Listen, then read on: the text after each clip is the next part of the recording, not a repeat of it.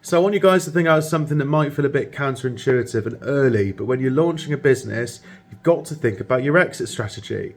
And the reason why you want to do that is because it will help to shape the sort of company that you're looking to build, who's going to operate the business, and certain decisions that you might make along the way. So when you start thinking about the exit strategy, you might be selling to private investment, you might get bought up by a competitor, you might end up just enjoying making the money and bringing operators in to run the business, and your kind of exit is disappearing and kind of going off and living your life, but still retaining equity in the company. Now, it does make quite a good impact to start thinking about it when you're planning, because you're making those right decisions. So, for example, with iBusiness, the main agency, I lead all of our enterprise level sales. I do videos like this. I speak at conferences. So I am right in the heart of that company. Now, it's really good because obviously it makes me feel important. I justify my own involvement. But when you come to selling and an acquirer looks under the hood and sees that you're quite kind of infiltrated within everything within the company, one of their concerns will be when you finally get bought out and you leave,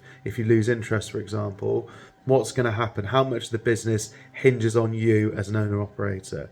So at some point in the future, if I'm looking to sell the company, I'm going to need to start taking steps back, bringing in better people to run sales, so that at some point someone can acquire it and it isn't the George Blandford show. It's standalone Linkology. They've got their own systems, major people within the company. So that's something you do need to think about.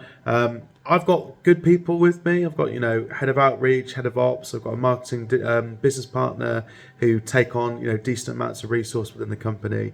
But yeah, longer term, you still do need to have those kind of conversations with other shareholders and figure out what the plan's going to be. If you're interested, doors open. If you want to have a conversation, I'm all open to giving you some ideas. I love talking about business. But yeah, more of these videos coming. Click subscribe, like and follow, and all that kind of validation stuff that make me feel warm and fuzzy, but will send you useful bits into YouTube.